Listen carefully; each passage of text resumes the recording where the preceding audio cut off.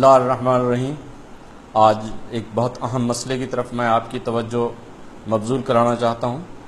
یہ مسئلہ نکاح اور طلاق کے حوالے سے ہے۔ طلاق نکاح کے خاتمہ کو کہتے ہیں۔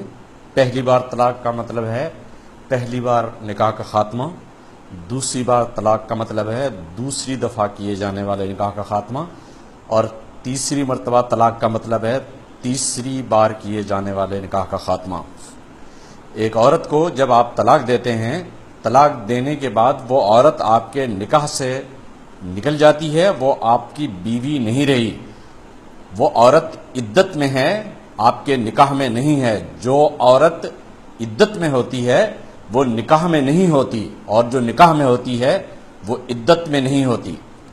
طلاق دینے کے بعد جب عورت عدت میں ہے تو آپ کے پاس یہ اختیار ہے کہ آپ نکاح بحال کر سکتے ہیں یا تجدید نکاح کر لیں۔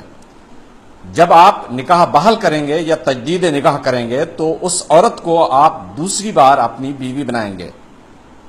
جب وہ عورت دوسری بار آپ کی بیوی بنے گی یا دوسری مرتبہ اس عورت کے ساتھ آپ کا نکاح اسٹیبلش ہو جائے گا تو دوسری بار طلاق دی جا سکتی ہے۔ اب دوسری بار طلاق دینے کا مطلب ہے کہ دوسری بار نکاح اسٹیبلش ہوا ہے اور اس لیے آپ دوسری بار اس کو طلاق دے رہے ہیں۔ دوسری بار طلاق دینے کے بعد بھی آپ کے پاس یہ اختیار ہے کہ عدت کے دوران اس عورت کو دوبارہ اپنی بیوی بنا لیں یا عدت گزرنے کے بعد تجدید نکاح کر لیں۔ اگر آپ نے دوسری طلاق کے بعد اس عورت کو اپنی بیوی بنایا ہے تو یہ تیسری مرتبہ آپ نے اس عورت کو اپنی بیوی بنایا ہے یا تیسری بار اس عورت سے آپ نے اپنا نکاح اسٹیبلش کیا ہے۔ تیسری بار نکاح اسٹیبلش ہو گیا ہے تو اس لیے اب تیسری بار اس کو طلاق بھی دی جا سکتی ہے۔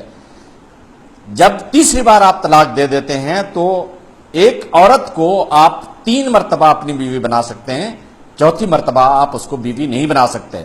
اب اس عورت کو بیوی بنانے کے لیے صرف ایک راستہ ہے کہ وہ کسی دوسرے مرد سے نکاح کرے اور وہ مرد اسے طلاق دے، اور طلاق کے بعد اس سے نکاح نہ کرے تو اب وہ عورت آپ اس کے ساتھ اسی طرح سے دوبارہ نکاح کر سکتے ہیں جیسے کسی دوسری عورت کے ساتھ کر سکتے ہیں۔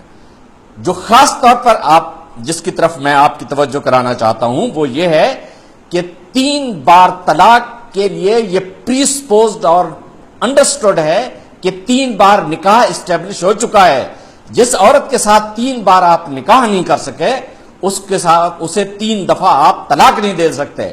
یہ عجیب صورتحال ہے کہ 3 مرتبہ طلاق تو ہو جاتی ہے مگر 3 مرتبہ نکاح نہیں ہوا، اس کے باوجود 3 دفعہ طلاق ہو گئی ہوئی ہے۔ حالانکہ طلاق کا مطلب ہی یہ ہے کہ 3 دفعہ طلاق کا مطلب یہ ہے کہ 3 بار اس عورت سے آپ کا نکاح ہوا ہے۔ اگر آپ طلاق دینے کے بعد عورت کو اپنی دوبارہ بیوی نہیں بناتے تو دوسری مرتبہ آپ اسے طلاق نہیں دے سکتے۔ تیسری مرتبہ اس عورت کو اپنی بیوی نہیں بناتے تو تیسری دفعہ آپ طلاق نہیں دے سکتے۔ تیسری دفعہ طلاق دینے کے بعد چوتھی دفعہ آپ اس عورت کو اپنی بیوی نہیں بنا سکتے۔ یاد رکھیے کہ جو عورت 3 دفعہ آپ کے نکاح میں نہیں آئی اسے 3 دفعہ طلاق نہیں ہو سکتی۔ 3 دفعہ طلاق کا مطلب ہے کہ 3 بار نکاح اسٹیبلش ہوا ہے۔ 3 بار نکاح اسٹیبلش نہیں ہوا تو 3 بار طلاق نہیں ہو سکتی ہے۔